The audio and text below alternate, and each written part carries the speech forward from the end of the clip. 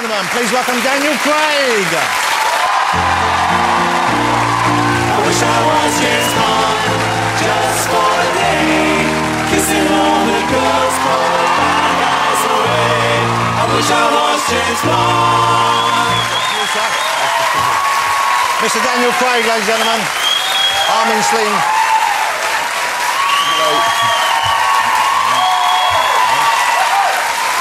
All right. He's only a bloody actor. He's not really James Bond. Wow, the fuss they're making there. Hey, I've got to congratulate you on that sling, because I've occasionally had my arm in a sling. Never had anything that looked as good as that. What is that, Prada, Gucci? Who's that by? I'm not sure they made it for me to. Isn't that great, though? So good. If you've got to do it and you're promoting the movie, I guess make it look good. And that was just a shoulder... it was nothing to do with making the movie? No, it was. If I'm being, I don't know when I did it. There's a couple of times during the making of the film where I smacked it a couple of times, and then it started hurting, so I went to see a surgeon, and he said, "Come and see me." So what? You're just going to keep it still while and it heals itself, or they're going to do something? No, I'm in physio. I've had it stitched back on, basically. Oh, so inside they've gone inside and put some threads in. They did. Oh, that's not nice, is it? No. Did they give you a lollipop afterwards? They did. They gave me a badge. But you do as many of the stunts as you can, of course, don't you, in the Bond movies? I try to do, yeah. But also what we do is we try and make it look like it's me most of the time. So, you know. So. Yeah. And you travel the world, of course, making these movies. We do. I mean, that's one of the big appeals of the films, is seeing the world and seeing Bond in all those different situations. Where did you go to for this movie? We went to Panama, we went to Chile, we were in Italy, we were in Austria, we were in London. That'll do. So you tend to go, it seems to me that you tend to go to nice places. Yeah. But I have an idea for you. If you're running short of ideas and locations, then I think you'll agree this is a dynamite idea. So remember who came up with it. The next Bond movie or the one after, whatever, right? All set in Lewisham. All on like I'd be happy with that. a really rough housing estate. I'd be very happy with that. One big fight scene out by the bins, another one in the lift, and loads of single mums that you've been responsible for. You know what I mean? Daniel, the baby, get out! I'm killing someone. Let me ask you about the movie's name, Daniel, because that caused quite a big fuss, didn't it? When it was announced, it did, Quantum of Solace, everyone was saying, "Wow, what does it mean? Where does it come from?" And you seem to, you know, basically stay away from that nonsense. But it was, I guess, it is a big issue for the movie. What it's called? Well, of course it is. I mean, it's always a difficult process trying to... we had Casino Royale, we had the book, there was no argument there. It comes to this, and we wanted to try and remain faithful to Ian Fleming, and there's this story that deals with a discussion between Bond and some sort of retired general about falling in love, and the fact that when you fall in love, when you fall out of love, there's one bit in the relationship that if it's not there, it's all over, and he calls it the Quantum of Solace. So a little bit of peace, a little bit of peace, a little bit of calm, and that's therefore why we named it. It's kind of one of those things. It's like when you first heard some of the earlier ones, you know, they seemed odd, and we didn't question them as much because they came from the books. But now, once you're used to it, it seems perfectly just what it should be called. It no longer seems daft. I hope so. I hope that's happened. But they're going to have problems with the next few. This is leading. This is an idea I've had for you. This is called the Bond Movie Naming Kit, OK? You take one from one, one from two, one from three. We've got... Yeah, it's quality. It's... OK, so... Daniel, just take one. I don't want to put my hand Never... in there. You go on. I've only got one hand at the moment. What's going to happen? I bet you've had them in worse places. Come on. What am I putting? One thing out? One thing out. Don't be greedy. OK, read that one, please, sir. The... OK, well, it gets better, all right? It's a slow start. OK, this could well be the next Bond movie title. The Investigation. The Investigation. You might have to put a little of or something in there. On my own? Yeah. We trust your ad lib. Maybe work for this then, won't it?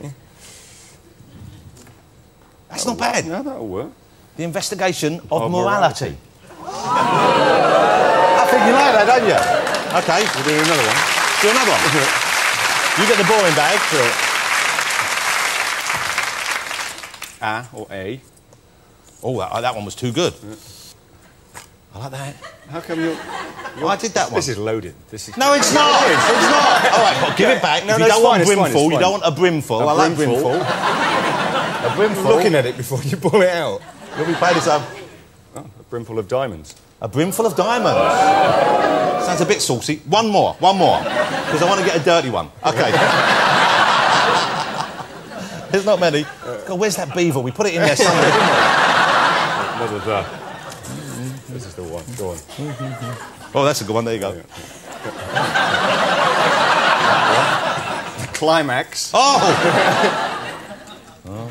Oh, that... just pick it out at random. It's really dirty, though, is it? No. The climax of Cuppa Soup. Yes, but... put that title, set it in Lewisham. Yeah. Man, that's a whole different chapter in Bond's life. How much say do you have over what goes on, what happens, what they do with Bond? Quite a lot.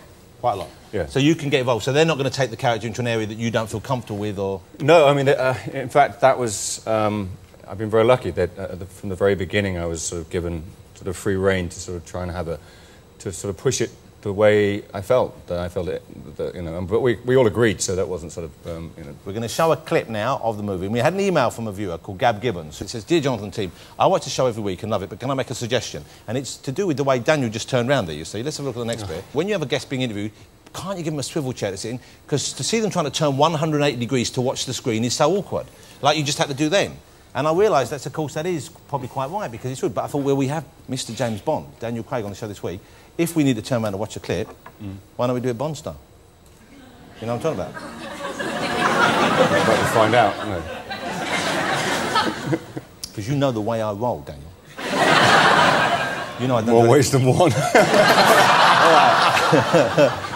Oh, he has that effect on me. Here we go.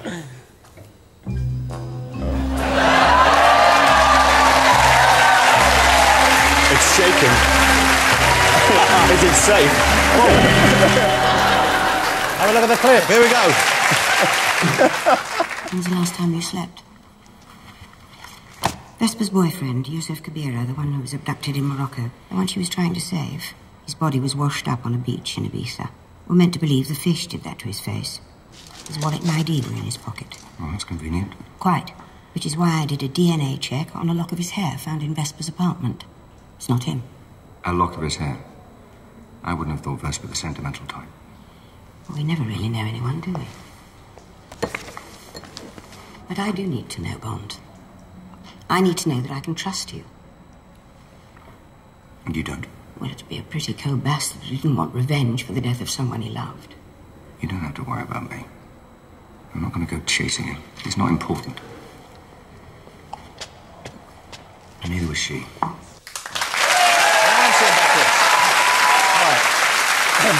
Good, nice stuff. Yeah. I've got to get us back round. Are we going to get back round? Yeah, but it goes both ways. There we go.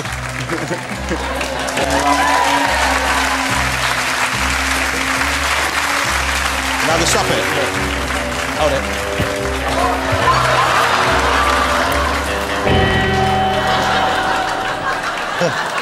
That'll work. Don't worry. Leave it. Leave it. Have faith. Okay. Yeah. You do it this time. It's a big red one. Hold it. And now.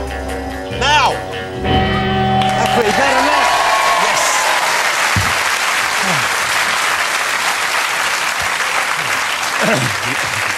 Look at that. I'm sweating. Old Bond over there, cool as a cucumber. I feel like I've been interrogated. Oh, God, I'm sweating now. OK, let me ask you about ageing, the ageing process, because during the making of this movie, you had a pretty big birthday, didn't you? Mm-hmm. Can we say how old you turned? 40. 40 years old. You wouldn't think it to look at him. 40 years old, ladies and gentlemen. You are in great shape. That's just for still being alive, that applause. I'm surprised to get there, so... It's a weird thing, isn't it? But, you know, these days, 40 years like 25 was years ago. It's, you know, that's what I keep telling myself, anyway. Good, yeah. Yeah. Did you have a big party? Did they throw a big bash for you? They did. They threw a big party for me in Panama. Yeah. Wow. But, you know, can we just stop and think for a second? Of all, you know, a lot of men find turning 40 to be a bit arduous. If you're turning 40 and you're A, James Bond, B, in South America, C, just about to snog a Bond girl, you know, there are worse places to be at that stage. Did you get any messages from home on that day? Did anyone contact you from the UK to say happy birthday? Do you remember? I was drunk. Does it take a lot to get you drunk, Daniel? No. I bet you can hold your drink. Well, we've never found out, have we? Because you're scared. You say so. I know what you're scared of. Go on. You're scared of what you might let out with me when you're drinking. The emotions, the desires, yes. No, please, just keep going. OK. We have a gift for you. We shouldn't have splashed out, I know, but we did. I hasten to add we used my money, not licence payers' money, although, of course, essentially it's the same thing. Happy birthday, Daniel Craig, from us on the show. Seeing as you're incapacitated, shall I remove the ribbon for you? Can I help you with it? Yeah, let's see. It's not just the box. There you go. It's a nose clipper for your hair, because as you get older, because that is an issue. When have you found that with your grooming since you turned 40? That's really lovely. But also, because you like the gadget, and I know the movie, we put this on, and it also works as a cocktail shaker as well. So you can be doing both there. You can do up there and drink at the same time.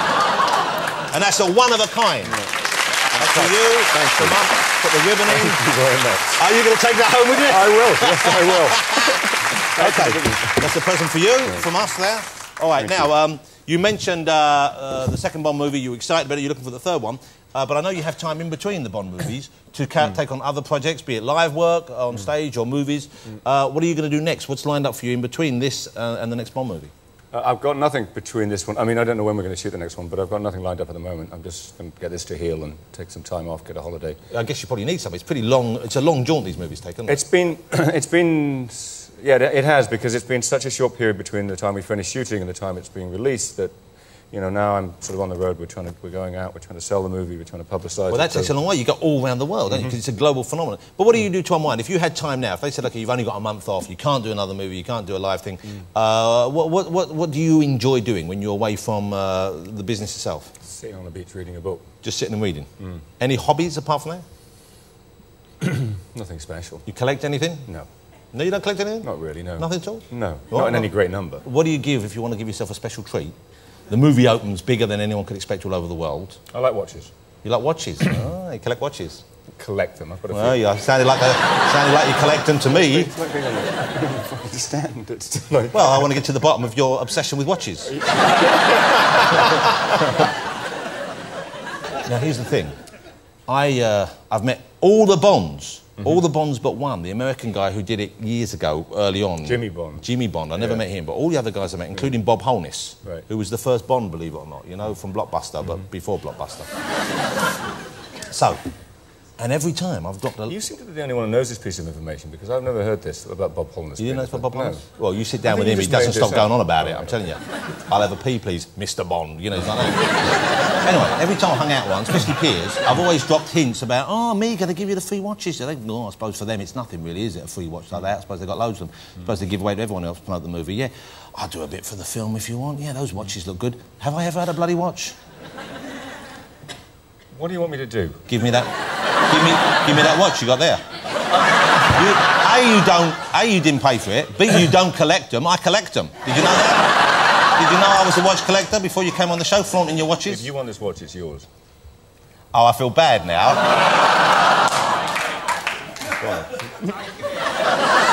Give me the watch, and in return, I will give you this coaster of Ricky Gervais.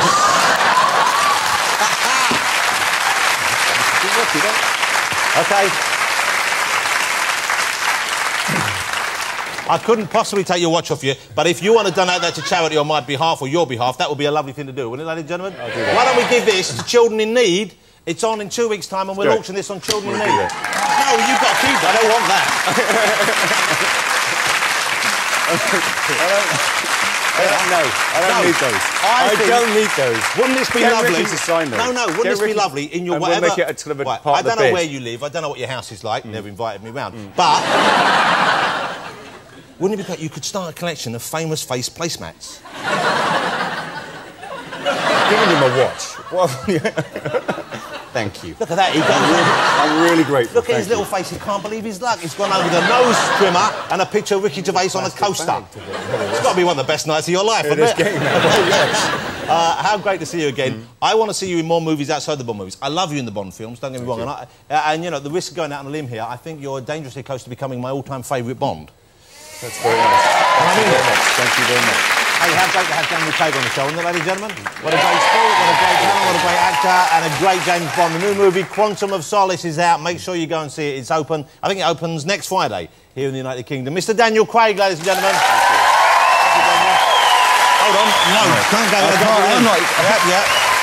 Don't go without those. Put those there. There you go. Bastard. I feel like crackerjack. I don't wave to anybody. Thank you very much.